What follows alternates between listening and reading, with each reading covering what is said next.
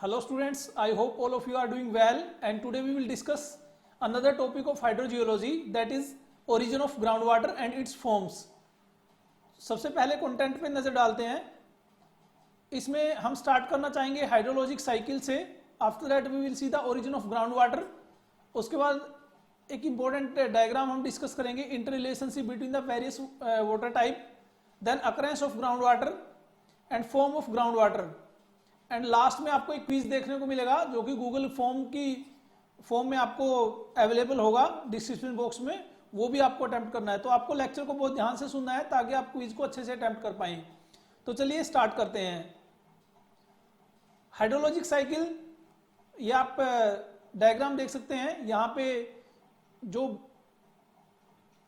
Main source है water का, अगर हम बात करें हाइड्रोलॉजिक साइकिल में, that is the evaporation from the ocean.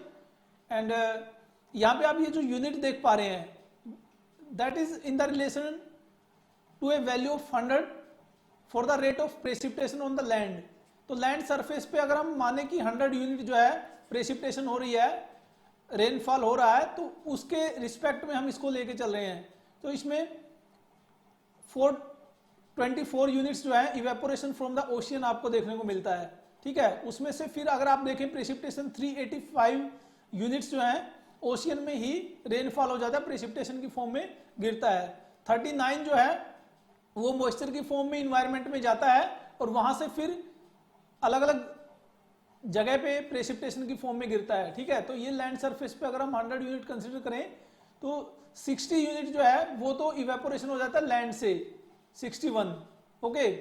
और उसमें इवेपोरेशन एंड इवेपोट्रांसपिरेशन दोनों हम काउंट करते हैं. ठीक है. तो इस तरीके से आप देख सकते हैं ये कंप्लीट साइकिल रहता है अगर हम हाइड्रोलॉजिक साइकिल की बात करें. ठीक है. तो यहाँ पे क्योंकि हम ग्राउंड वाटर की बात करने वाले हैं, तो जो सरफेस पे रेनफॉल हुआ है वहां से परकोलेट करके वाटर जो सब सरफेस में जाता है, वो बेसिकली हम कह सकते हैं कि main source of ground water आपको देखने को मिलता है. ठीक है. हालांकि इसमें से भी कुछ जो है आपको फिर फर्दर ओशियन की तरफ मूव करता हुआ नजर आता है. ठीक है. तो हम हाइड्रोलॉजिकल साइकिल को एक बेस मान के चलते हैं ग्राउंड वाटर का. और पिछले लेक्चर में हमने ये भी डिस्कस किया था कि जो वाटर है वो कैसे ओरिजिन हुआ था. Theory of origin and evolution of water हमने देखा था हाइड्रोस्फीयर में बेसिकली. ठीक है. तो अभी आज हम ग्राउंड वाटर के ऊपर फोकस करेंगे. तो सबसे पहले अगर ओरिजिन की बात करें, ग्राउंड वाटर का ओरिजिन क्या है? ग्राउंड वाटर का मेन सोर्स तो जो है वही रहेगा कि जो प्रेसिपिटेशन हुई है लैंड सरफेस के ऊपर वो परकोलेट कर गई इन द सब सरफेस. तो ग्राउंड वाटर की अगर हम बात करें तो सबसे पहले आपको ये ध्यान रखना है कि ग्राउंड वाटर से हमारा मतलब ये है कि जो वाटर वॉइड स्पेस में अवेलेबल रहता है जियोलॉजिकल स्ट्राटा में, उसको हम ग्राउंड वाटर बोल रहे हैं. ठीक है. तो ओरिजिन में सबसे इंपॉर्टेंट अगर हम देखें, अलग अलग हम सोर्स देखेंगे, अलग अलग फॉर्म देखेंगे. ठीक है. तो ओरिजिन एंड अकरेंस जो है इंपॉर्टेंट एस्पेक्ट है हाइड्रोजियोलॉजी की अगर हम बात करें, तो इन दोनों के ऊपर हम फोकस करेंगे इस पर्टिकुलर डिस्कशन में. तो ये काफी इंपॉर्टेंट हो जाता है कि हमें सोर्सेज के बारे में और टाइप ऑफ ग्राउंड वाटर के बारे में पता रहे ताकि हम आगे डिस्कशन को अच्छे से समझ सकें. तो कॉमन जो जेनेटिक टर्म्स हैं उसमें मेराइन वाटर है, मिट्योरिक वाटर है, कोनेट वाटर है, मेटामॉर्फिक वाटर है और जुवेनाइल वाटर है. ओके. तो मेराइन वाटर से अगर स्टार्ट करें तो एक जो इंपॉर्टेंट सोर्स है वो ये भी है कि जैसे हमारा ओशियन है, ओशियन के एसोसिएशन में जो अनकंसोलिडेटेड स्ट्राटा रहेगा तो वहां पे परकोलेट करता रहेगा ओशियन से या सी सरफेस से. ठीक है. तो इसको हम बोलेंगे मेराइन वाटर. ओके. तो marine water is the oceanic water invaded in the rocks and unconsolidated sediments adjacent to the ocean. Then meteoric water. Meteoric water मेन अगर हम देखें, मेन सोर्स जो है ग्राउंड वाटर के लिए भी बेसिकली मिट्योरिक वाटर है. तो मिट्योरिक वाटर जो है ओरिजिनेट होता है एटमॉस्फेयर में, या हम कह सकते हैं कि जो प्रेसिपिटेशन की फॉर्म में जो ओशियन से इवेपोरेट होकर के जो क्लाउड्स की फॉर्म में जाता है और उससे फिर प्रेसिपिटेट होकर के सरफेस पे आता है, दैट इज द मिट्योरिक वाटर. तो मिट्योरिक वाटर जो है that is the originate from the precipitation. And जो रेनफॉल लैंड सरफेस पे गिरा है उसमें से कुछ जो है रन ऑफ की फॉर्म में फ्लो कर जाता है और कुछ जो है अंडरग्राउंड परकोलेट कर जाता है, जो कि हमारा ग्राउंड वाटर बनता है। ये जो इन्फिल्ट्रेशन है, ये जो सरफेस में वाटर बॉडीज हैं जैसे रिवर है या लेक है, तो वहां से भी जो है परकोलेट करता रहता है, ठीक है। तो ये कुछ इंपॉर्टेंट सोर्स हैं मेटेओरिक वाटर के। Then connate water, connate water जो है उसको बोलेंगे जो कि इंट्रैप रहता है रॉक्स में ड्यूरिंग द सेडिमेंटेशन। खास करके जब एक्वस इन्वायरमेंट में सेडिमेंटेशन होता है तो वहां पे कुछ वाटर जो है इंट्रैप रह जाता है during the deposition of sediments, ठीक है। हालांकि कंपैक्शन के दौरान काफी जो है स्क्वीज आउट हो जाता है, लेकिन फिर भी कुछ अमाउंट उसमें बच जाता है वाटर का, जो कि कोनेट वाटर की फॉर्म में आपको देखने को मिलता है। इसके साथ साथ ये जो कोनेट वाटर है ये ओशियन या फ्रेश वाटर बॉडी से भी ड्राइव किया जा सकता है, वहां से भी वहां पे आ सकता है, इंट्रैप हो सकता है। और ये जो है आपको हाईली मिनरलाइज देखने को मिलेगा, ठीक है। तो इसमें साल्ट कंटेंट काफी आपको देखने को मिलेगा। तो ये डायरेक्टली ज्यादा यूजफुल नहीं है कंजम्पशन के लिए, यूज के लिए, ओके। जुवेनाइल वाटर की अगर हम बात करें, जुवेनाइल वाटर जो है मैग्मेटिक ओरिजिन के वाटर को हम बोलते हैं। मैग्मा, क्योंकि आपको पता है मैग्मा जो है उसमें आपको वोलाटाइल्स काफी देखने को मिलते हैं, तो वोलाटाइल्स में गैसेस और वाटर जो है काफी इंपॉर्टेंट रहता है, उसके साथ या तो CO2 रहता है या वाटर रहता है, ठीक है। तो ये जो वाटर है ये जब स्टीम क्रैक्स में जब कंसोलिडेट हो जाता है तो उससे बनता है वाटर, ओके। तो इसको हम बोलेंगे जुवेनाइल वाटर। तो ये प्लूटोनिक भी हो सकता है या वोल्केनिक हो सकता है, डिपेंडिंग अपॉन द डेप्थ। जो डीपर डेप्थ पे होगा उसको प्लूटोनिक बोलेंगे और जो सैलो डेप्थ पे होगा उसको हम बोलेंगे वोल्केनिक वाटर, ठीक है। तो ये जुवेनाइल वाटर जो है इसको न्यू वाटर भी बोलते हैं, क्योंकि ये जो हाइड्रोलॉजिकल साइकिल में पार्टिसिपेट नहीं करता है, ठीक है, ये आइसोलेटेड रहता है, इसको न्यू वाटर भी बोलते हैं, ठीक है। Then metamorphic water, metamorphic water जो है जैसा कि नाम इंडिकेट यहाँ पे कर रहा है, मेटामॉर्फिक रॉक से एसोसिएटेड आपको देखने को मिलेगा।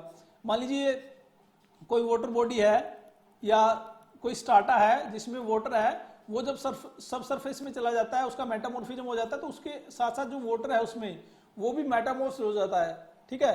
तो उसको मेटामॉर्फिक वाटर बोलते हैं। तो ये माइनर अमाउंट की फॉर्म में आपको देखने को मिलता है। और जैसे हमने मेटामॉर्फिक पेट्रोलॉजी में देखा था कि जैसे जैसे ग्रेड इंक्रीज करता है तो डीवोलेटाइजेशन होता है, तो जो वेपर है या वोलाटाइल है वो जो है रिलीज होते हैं, ठीक है, अलग होते हैं। तो वहां से भी एक माइनर अमाउंट आपको देखने को मिलती है। प्री एग्जिस्टिंग जो सोर्स होंगे जो हमने अभी देखे हैं, वो कोई भी जो है मेटामॉर्फिक ओरिजिन का कंसिडर किया जाएगा अगर वो मेटामॉर्फिक इन्वायरमेंट में आपको देखने को मिलता है, ठीक है। तो that is also important. Major source अगर हम देखें, सारे जो हैं इसमें मेजर सोर्स जो है मिट्योरिक वाटर है, जैसा हमने डिस्कस किया, जो प्रेसिपिटेशन की फॉर्म में लैंड सरफेस पे गिरता है और फिर वहां से परकोलेट करता है।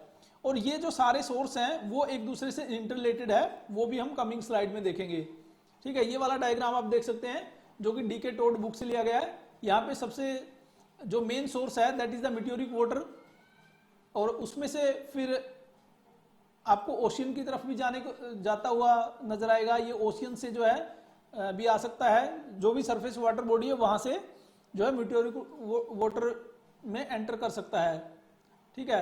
इसी तरीके से अगर हम कोनेट वाटर की बात करें, जिसको फॉसिल वाटर भी बोलते हैं, ठीक है, कोनेट वाटर से भी एक्सचेंज होता रहता है, अलग अलग रिजर्वायर में ये एक्सचेंज होते रहते हैं बेसिकली।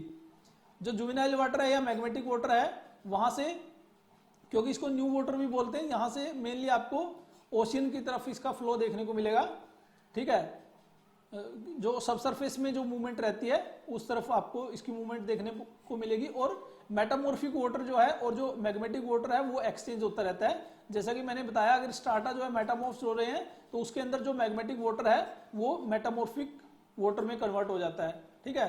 तो इस तरीके से all these source are interrelated with each other, okay. तो ये आपको ध्यान रखना है, ये एक अच्छी रिप्रेजेंटेशन है। अब अकरेंस की बात कर लेते हैं ओरिजिन के बाद। वाटर आपको कहां कहां पे देखने को मिलेगा? अगर मेन जियोलॉजिकल यूनिट्स हम देखें which have potential to hold the ground water, उसमें आपको एक तो अनकंसोलिडेटेड स्ट्राटा जो है या डिपॉजिट जो है वो देखने को मिलेंगे, जिसमें अलग अलग टाइप के डिपॉजिट हो सकते हैं। फ्लूवियल डिपॉजिट हैं जो कि विंड से डिपॉजिट हुए हैं, सॉरी जो वाटर से डिपॉजिट हुए हैं, फ्लोइंग वाटर से, फ्लूवियल डिपॉजिट्स। एओलियन डिपॉजिट जो विंड से डिपॉजिट होते हैं, और ग्लेशियल डिपॉजिट्स इलाइट की फॉर्म में जो आपको देखने को मिलते हैं, ठीक है। फिर सेडिमेंट्री रॉक्स भी काफी अच्छा सोर्स माना जाता है, काफी अच्छे रिजर्वायर माने जाते हैं। तो ये कंसोलिडेटेड फॉर्म में अगर हम देखें तो सैंडस्टोन है, या लाइमस्टोन है, या सेल है, ठीक है। तो सैंडस्टोन सबसे best I can say reservoir आपको देखने को मिलेगा ग्राउंड वाटर के लिए। लाइमस्टोन में सेकेंडरी पोरोसिटी जो है जहां पे अवेलेबल होगी वहां पे ये भी एक अच्छा जो है रिजर्वायर का काम कर सकता है। सेल में रिलेटिवली कम आपको देखने को मिलेगा, क्योंकि यहाँ पे आपको जो इसकी पोरोसिटी है वो तो काफी देखने को मिलती है, लेकिन परमिबिलिटी जो है इसकी कम होती है, ठीक है। तो मूवमेंट नहीं हो पाती वहां पे, तो वो एक्वीफर की फॉर्म में यूज नहीं हो पाता, ठीक है। फिर अगर हम बात करें इग्नियस और मेटामॉर्फिक रॉक्स जो कि क्रिस्टलाइन रॉक होते हैं, वहां पे भी अगर सेकेंडरी पोरोसिटी है, अगर फ्रैक्चर वगैरह है, तो वहां पे आपको देखने को मिल जाता है, लेकिन रिलेटिवली कम देखने को मिलता है, ठीक है। वोल्केनिक रॉक्स में खास करके जहां पे आपको ब्रोकन रॉक्स मिलेंगे या वेसिकल्स मिलेंगे लाइक बेसाल्ट, तो उस तरीके के टेरेन में भी आपको काफी अच्छा रिजर्वायर की तरह काम करते हुए नजर आएंगे वोल्केनिक रॉक। इसलिए इसको एक अलग क्लास में डाला गया है जहां पे सेकेंडरी पोरोसिटी है या वेसिकल्स अवेलेबल हैं, ठीक है। तो ये मेन जो है आपको यूनिट्स देखने को मिलती है जहां पे आपको ग्राउंड वाटर अवेलेबल होगा, अकर करता हुआ नजर आएगा। नेक्स्ट जो है that is the form of ground water. Ground water जो हम एक्सट्रैक्ट करते हैं वो किस किस फॉर्म में आपको देखने को मिलता है, तो उसमें सबसे जो कॉमन है दैट इज वेल, जो ड्रिल होल किए जाते हैं, जो डगिंग की जाती है ग्राउंड में अप टू द एक्वीफर, उसको हम वेल बोलते हैं। तो drill hole a hole dug into the ground up to the water table depth, water table से बिलो वो होना चाहिए, और उसमें मोस्ट कॉमन जो सोर्स है ग्राउंड वाटर का that is the well. This is the most common source of ground water for the human use. Then water table must not be below its bottom end. जैसे हम well करेंगे तो water table जो है इससे नीचे नहीं होनी चाहिए, इसका बॉटम एंड जो है वाटर टेबल से नीचे जाना चाहिए, तभी आपको कंटिन्यूस वाटर मिलेगा वेल में। Well should penetrate the zone of saturation. Zone of saturation जब आप क्रॉस करके जाएंगे, जोन ऑफ सैचुरेशन बेसिकली वही है कि वहां पे वाटर टेबल जो है आपको मिलेगा, तो ये जोन ऑफ सैचुरेशन में जो है पहुंचना चाहिए, तभी आपको कंटिन्यूस सप्लाई मिलेगी। और जब हम वेल की बात करते हैं तो कंटामिनेशन को हमें अवॉइड करना है, कंटामिनेशन का खास ध्यान रखना है कि कहीं से उसमें कंटामिनेशन नहीं आ रहा हो, अदरवाइज जो हमारा वाटर होगा वो पोल्यूटेड होगा और वो हम यूज नहीं कर पाएंगे, ओके। एक और सोर्स जो आता है that is artisan well. Artisan well basically उसको बोलेंगे जो कि कन्फाइंड एक्वीफर में जब हम वेल करते हैं तो सब सरफेस में प्रेशर जो होता है वो जब एटमॉस्फेरिक प्रेशर से एक्सीड कर जाएगा, और इतना एक्सीड कर जाएगा कि जो उनका इंटरसेक्शन पॉइंट है, जो उनका क्रॉसिंग है, वो अबोव द ग्राउंड सरफेस हो, ठीक है। यहां पे आप देख सकते हैं, तो यहां पे क्योंकि ये जो हमारा है ये कन्फाइंड एक्वीफर है, कन्फाइंड एक्वीफर उसको बोलते हैं जो दोनों तरफ इम्परमिएबल लेयर से जो वी कैन से बाउंडेड होता है। तो उस केस में क्या होगा, यहां पे जब ये वाला प्रेशर जो है, यहां पे एक्वीफर में प्रेशर जो है वो जब इतना हो जाएगा कि ये एटमॉस्फेरिक प्रेशर को इनकाउंटर करके इससे ऊपर आ जाएगा, ठीक है। तो उसको हम क्या बोलेंगे, उसको हम बोलेंगे आर्टिसन वेल, ठीक है। तो ये फ्री फ्लोइंग वेल बेसिकली होते हैं, ठीक है, जिनसे अपने आप पानी आता रहता है, तो इनको आर्टिसन वेल बोलते हैं, ठीक है। तो ये डिपेंड करता है कि जो एटमॉस्फेरिक प्रेशर है और जो एक्वीफर का प्रेशर है वो कहां पे बैलेंस होता है, ओके। स्प्रिंग्स भी इंपॉर्टेंट फॉर्म है जहां इसकी फॉर्म में आपको देखने को मिलता है और आपके सिलेबस में भी है। तो स्प्रिंग कहां पे बोलेंगे, these are the continue flow of water from the subsurface, ठीक है। तो ये नेचुरली आपको देखने को मिलेंगी, ठीक है। वेल हम डग करते हैं लेकिन ये नेचुरली आपको देखने को मिलेंगे। हिल साइड्स में भी आपको देखने को मिल जाते हैं, जैसे आप हिल देखेंगे तो हिल के साइड में आपको एक फ्री फ्लो ऑफ वाटर देखने को मिलता है, जैसे यहाँ पे आप देख पा रहे हैं, ठीक है। ये पानी आ रहा है इस तरीके से, तो ये स्प्रिंग है कोई। दूसरा फीजर स्प्रिंग आपको देखने को मिलते हैं जो कि थ्रू क्रैक्स और फीजर्स के थ्रू आपको जब ग्राउंड वाटर सरफेस पे आता हुआ नजर आता है उसको फीजर स्प्रिंग बोलते हैं। तो ये बेसिकली अलग अलग टाइप्स है। थर्मल स्प्रिंग्स जबकि हॉट वाटर जो आता है, और हॉट वाटर तब आता है जब सब सरफेस में वो कहीं ना कहीं जो मैग्नेटिक वाटर है या मैग्मा है उसके कांटेक्ट में जब रहता है, ठीक है, तो वहां से गर्म पानी आपको देखने को मिलता है। ऐसे स्प्रिंग्स को बोलते हैं थर्मल स्प्रिंग्स। मिनरल स्प्रिंग्स भी बोलते हैं। मिनरल स्प्रिंग जब जो वाटर हमें मिल रहा है स्प्रिंग से, जब वो हाईली मिनरलाइज होता है, उसमें काफी लार्ज क्वांटिटी में आपको डिजोल्व साल्ट देखने को मिलते हैं, लाइक NaCl, KHCO3, MgSO4। तो इस तरीके से ये सारे साल्ट जो है आपको हाई अमाउंट में देखने को मिलेंगे, ज्यादा मात्रा में देखने को मिलेंगे, तो उसको हम बोलेंगे मिनरल स्प्रिंग। गीजर्स जो है ये भी एक स्प्रिंग की टाइप है। यहाँ पे आपको जो है एक तो गैसेस और हॉट वाटर, काफी गर्म पानी आपको देखने को मिलेगा, ठीक है, यहाँ पे आप देख सकते हैं।